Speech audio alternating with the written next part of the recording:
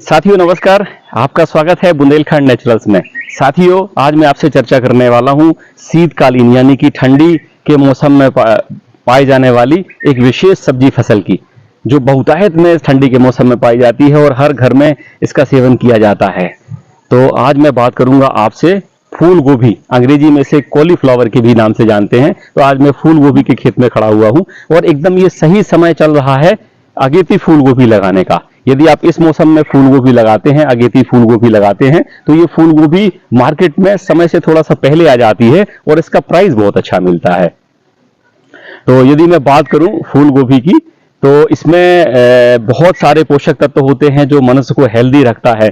इसीलिए इसका प्रयोग हमारे किचन में कई रूपों में होता है। विशेष रूप में इसकी सब्जी बनाई जाती है, इसका अचार बनाया जाता है, सलाद के रूप में भी इसका प्रयोग किया जाता है। इसके फूलों को सुखा करके भी रखा जाता है, जिसका आगे आने वाले समय उपयोग किया जाता है।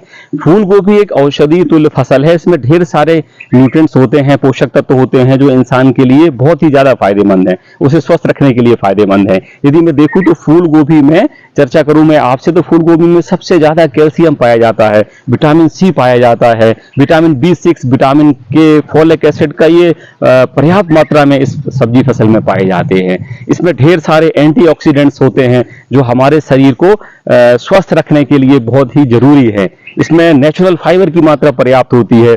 तो यदि मैं देखूं कि फूल गोभी के स्वास्थ्य लाभ की बात करूं आपसे मैं, फूल गोभी हमें तमाम सारे स्वास्थ्य लाभ देती है। इसमें से सबसे पहले तो ये पेट संबंधित बीमारियों को, कब्ज जैसी बीमारियों को दूर करती है, हमारी पेट और कोलन को साफ करती है, पाचन तंत्र को स्ट्रांग बनाती है, हड्डियों को, दांतों को मजबूत करती है, हृदय को भी स्ट्रांग करती है। हमारा जो ब्रेन होता है, ब्रेन का जो फंक्शन होता है उसको बूस्ट करने के लिए बहुत ही अच्छा इसका काम है। ये कोलेस्ट्रॉल को भी नियंत्रित करती है और मोटापा घटाने के लिए तो ये बहुत ही बेहतरीन फल है, सब्जी फसल है, जिसे हम अपने घरों में यूज करके मोटापा घटा सकते हैं, हेल्दी रह सकते हैं। तो मैं बात करूंगा आप किसान भाइयों से इसकी फसल के लिए इसकी खेती कैसे की जाती है, क्योंकि सबसे ज्यादा महत्वपूर्ण है इसकी फसल के विषय में जो पिन पॉइंट्स हैं। इसकी फसल लेने का समय क्या है, इसका खेत कैसे तैयार करेंगे, इसकी उन्नत किस्में कौन सी हैं, इसमें समय समय पे आने वाली रोग व्याधियां कौन सी हैं। तो आज इन विषय में हम चर्चा करेंगे, जिसको आप किसान साथी जान करके ढेर सारा लाभ ले सकेंगे, अपनी फसल को स्वस्थ फसल उपजा करके अच्छी आमदनी पा सकेंगे। यदि मैं बात करूं फूल गोभी की जलवायु के लिए, तो यह तापमान के प्रति अति संवेदनशील फसल होती है।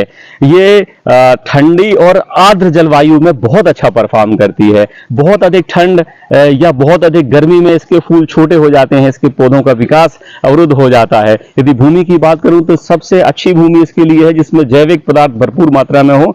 दोमट भूमि या बलुई दोमट भूमि इसके लिए बहुत अच्छी होती है, बस जल भराव की स्थिति निर्मित ना हो रही हो। यदि जल भराव की स्थिति निर्मित होगी तो ये गोभी की फसल नष्ट हो जाती है, खराब हो जाती है, जिससे किसानों को लाभ के स्थान पे हानि होने लगती है। अगर पीएच की बात की जाए तो 5.5 से लेकर के लगभग 6.8 तक पीएच बहुत बढ़िया माना जाता है इसकी भूमि के लिए।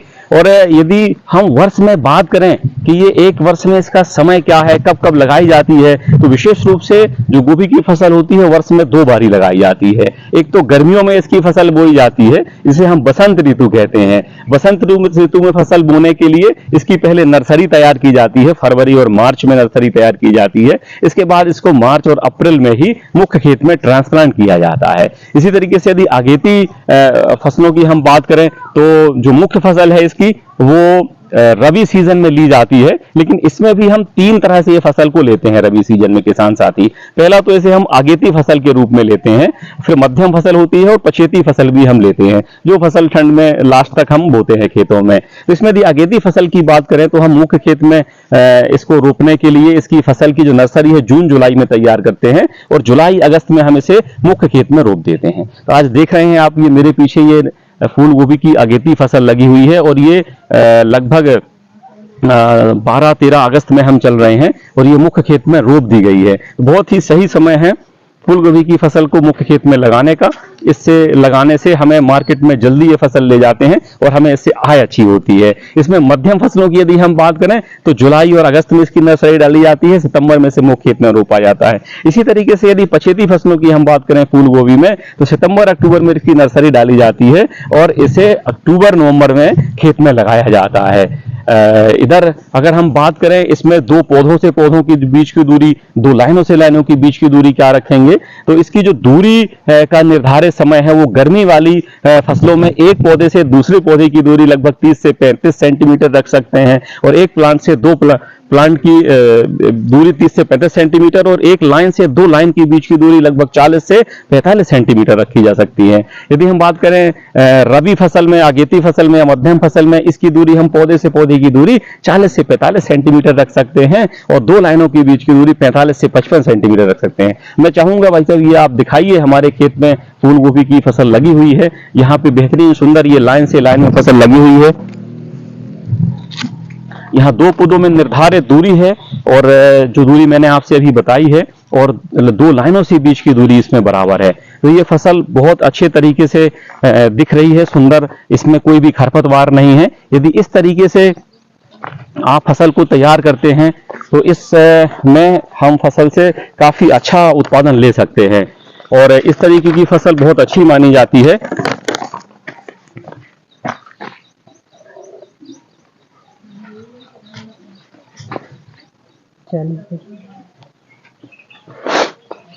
तो आप ये जो फसल देख रहे हैं, यहाँ पे रबी की मौसम में जो अगेती फसल कहलाती है, हमने यहाँ पे अगेती फसल की खेती कर रखी है, और फूल गोभी में विशेष रूप से अगेती फसल में ही मार्जिन किसानों को मिलता है। तो अगर हम बात करें इसमें किस्मों की, उन्नत किस्मों की, तो हमें मौसम के अनुसार, अपने क्षेत्र विशेष के अनुसार उन्नत किस्मों का चयन करना है। जो आपके क्षेत्र विशेष में उन्नत किस्में हैं उनका आप चयन कर सकते हैं। यदि हम अगेती किस्मों की बात करें तो इसमें पूसा अगेती है, अर्ली सिंथेटिक है, अर्ली कुंवारी है, और ढेर सारी प्राइवेट कंपनियां हैं। इनकी भी बहुत सारी नस्लें हैं जिनका हम अपने खेतों में लगा करके और लाभ ले सकते हैं, फायदा ले सकते हैं। यदि बीज दर की बात करें हम, तो अगेती किस्म के लिए लगभग 500 ग्राम बीज प्रति हेक्टेयर की आवश्यकता होती है। यदि मध्यम और पछेती किस्मों की बात करें तो लगभग उन्नत बीज 300 ग्राम से 350 ग्राम प्रति हेक्टेयर की आवश्यकता पड़ती है। लगाने की विधियां विशेष रूप से दो तरीके से विधि प्रचलित हैं फूल गोभी लगाने की। एक विधि तो है जैसे ये आप देख रहे हैं, जो खेत था हमारा, इसमें मुख्य खेत में क्यारियां बना करके सीधे ही नर्सरी लगा दी है, क्योंकि ये खेत जमीन से उठा हुआ था थोड़ा सा। और दूसरा, क्योंकि ये उठा हुआ है इसलिए इसमें वर्षा का पानी भी नहीं रुकेगा, ढालू खेत है। यदि आपके खेत में पानी बैठने की संभावना है, जमने की संभावना है, तो इसे आप उठी हुई मेढ़ों के ऊपर लगा सकते हैं। लगभग 12 से 15 सेंटीमीटर ऊंची मेढ़ें आप बना लीजिए, और इस मेढ़ों पे जो मैंने दूरी बताई है उस दूरी पे, निर्धारित दूरी पे आप इसे लगा सकते हैं। इसमें एक बात का और विशेष ध्यान रखना है, फूल गोभी की जो फसल है वो फसल इसे हम बीज से डायरेक्ट खेत में नहीं बोते हैं, पहले इसकी नर्सरी तैयार करते हैं। तो नर्सरी तैयार करने में कुछ विशेष बातों का ध्यान देना आवश्यक है। यहाँ हम भूमि और बीज दोनों उपचार करें तो ज्यादा बढ़िया है। आप भूमि का भी उपचार करिए, बीज का भी उपचार करिए। इसके लिए ट्राइकोडर्मा या अन्य फसलों, अन्य फंगिसाइड का आप यूज कर सकते हैं। इसके बाद आप बीज को उथले बोइए, बहुत गहरा मत बोइए, ज्यादा गहने से अंकुरण कम हो जाता है। और नर्सरी में कीट और रोगों का समय समय पे आप ध्यान रखिए। इस तरह से आप देखेंगे कि एक स्वस्थ नर्सरी आपकी तैयार होगी, और लगभग 28 से 30 दिन में ये नर्सरी मुख्य खेत में लगाने के लिए तैयार हो जाती है। और मुख्य खेत की तैयारी आप कैसे करेंगे? इसमें प्रति एकड़ अगर हम बात करें खादों की, गोबर की खादें, कंपोस्ट खादें लगभग 100 क्विंटल प्रति एकड़ आप डाल सकते हैं। वर्मी कंपोस्ट 15 से 20 क्विंटल प्रति एकड़ आप डाल सकते हैं। इसी तरीके से नीम की जो खली है उनकी खाद का आप 1 से 1.5 क्विंटल तक आप प्रति एकड़ इसका यूज कर सकते हैं। इसके बाद आप 3 से 4 जुताइयां करके खेतों को भुरभुरा बना लीजिए, तैयार कर लीजिए। और इसमें एक विशेष बात का ध्यान रखना है, क्योंकि जो गोभी की फसल होती है इसमें बोरान की कमी की वजह से काफी विकृतियां, विकार पैदा हो जाते हैं। मोलिब्डेनम की वजह की कमी की वजह से भी बहुत विकार पैदा हो जाते हैं। मैं इस विषय में आगे एक अलग से वीडियो बना करके कि फूल गोभी की जो फसल है उसमें पोषक तत्वों की कमी से या सीजनल या आपके क्लाइमेट में किस तरीके के विकार पैदा होते हैं, उन विकारों से कैसे बचा जाए, मैं इस विषय पे एक आगे वीडियो बना करके अलग से आपके साथ शेयर करूंगा। तो आपको कोशिश ये करना है कि मोलिब्डेनम और बोरान की डेफिशिएंसी हो अगर आपकी भूमि में, यदि ना भी हो तो आप एक स्टैंडर्ड इनमें इसका पूर्ति कर दीजिए। तो इसके लिए यदि आप देखें तो सोडियम या अमोनियम मोलिब्डेट जो आता है इसे 500 से 600 ग्राम प्रति एकड़ के मान से, और बोरेक्स जो है 4 किलो से लेके 6 किलो तक प्रति एकड़ के मान से आप मिट्टी में मिला करके खेत तैयार कर सकते हैं। इसके बाद आप इसकी रुपाई जो है मुख्य खेतों में कर सकते हैं, जो मैंने दूरी बताई है, और आप इसमें सिंचाई रुपाई के तुरंत बाद एक हल्की सिंचाई कर दीजिए और फिर 8 से 12 दिनों के अंतराल में समय और जमीन की मांग के अनुसार, मौसम के अनुसार इसमें लगातार सिंचाइयां करते रहिए। इसके बाद इसमें विशेष आवश्यकता होती है खेत को साफ रखने के लिए, क्योंकि हम अगेती फूल गोभी की बुवाई करने जा रहे हैं, तो बारिश की वजह से बहुत ज्यादा खरपतवार भी आते हैं। तो इनको हम 20 से 25 दिन में प्रयास करें कि हाथों के माध्यम से, खुरपी के माध्यम से फसल की निदाई कर दें, गुड़ाई कर दें, और इसमें वर्मी कंपोस्ट मिला करके इसके जड़ों के आसपास मिट्टी भी हम चढ़ा दें। मिट्टी चढ़ाना इसलिए आवश्यक है कि जब पौधा बड़ा होता है, मजबूत होता है, अगर मिट्टी नहीं होगी उसकी जड़ों में, तो पौधा जो है दूसरी तरफ टेढ़ा मेढ़ा हो जाएगा, गिर जाएगा, जिससे हमें फसलों में नुकसान होगा।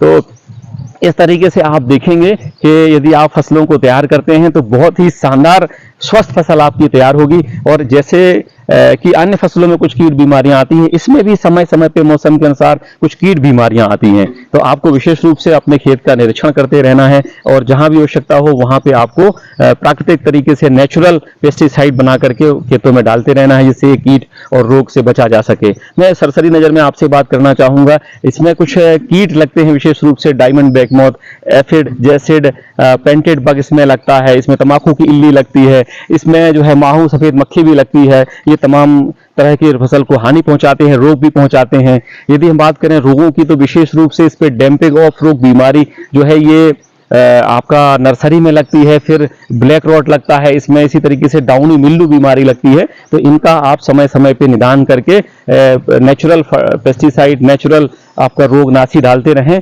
जिससे ये इन बीमारियों से स्वस्थ रहेगी। यदि मैं बात करूं उपज की, तो फूल गोभी में लगभग रुपाई के 60 से 70 दिन के बाद अगेती फूल गोभी में आपकी फसल की तुड़ाई चालू स्टार्ट हो जाती है, फूल की कटाई स्टार्ट हो जाती है। और यदि हम देखें इसमें, तो न्यूनतम 50 से लेकर के 60 क्विंटल तक प्रति एकड़ उपज प्राप्त होती है। और यदि हम इसको न्यूनतम जो है 55 क्विंटल भी पकड़ के चले एक एकड़ में उपज, तो 55 क्विंटल उपज हमें प्राप्त होती है। और इसका जो बाजार मूल्य होता है फूल गोभी का, वो बाजार मूल्य अगेती फूल गोभी का मूल्य लगभग 30-40 रुपए से लेकर के 50 रुपए तक प्रति किलो के मान से बिकता है मार्केट में। तो अगर हम 30-40 रुपए, 50 रुपए ना पकड़ के बीज का एक औसत ले लें 40 रुपए प्रति किलो, तो 4000 का क्विंटल के मान से यदि हम कम से कम 55 क्विंटल पकड़ के चले प्रति एकड़ में, तो लगभग 2,20,000 रुपए की एक एकड़ से आमदनी हमें 3 से 4 महीने में हो जाती है। और यदि हम इस पे खर्च चाहें तो 40,000 करीब सारा खर्चा, जुताई, निराई, गुड़ाई, बीज, ट्रांसपोर्टिंग और अन्य खर्चे निकाल दें, तो मोटा मोटा यदि हम देखें तो 1.5 लाख रुपए से 2 लाख रुपए की प्रति एकड़ इससे हम आय कर सकते हैं। आप सभी साथियों से निवेदन है कि इस बेहतरीन फसल को, मैं बोलूंगा ये जो है ना आपका शानदार फसल है, बहुत अच्छा उपज दिलाती है। तो आप प्रयास करिए कि इस फसल को आप अपने खेतों में लीजिए, अगेती फूल गोभी को लीजिए, जिससे आप लाभ कमाइए। आप स्वयं जहर मुक्त, केमिकल फ्री भोजन खाइए, स्वयं स्वस्थ रहिए, अपने परिवार को स्वस्थ रखिए, देश को स्वस्थ रखिए, स्वयं समृद्ध बनिए, देश को समृद्ध बनाइए। धन्यवाद। जय हिंद, जय बुंदेलखंड।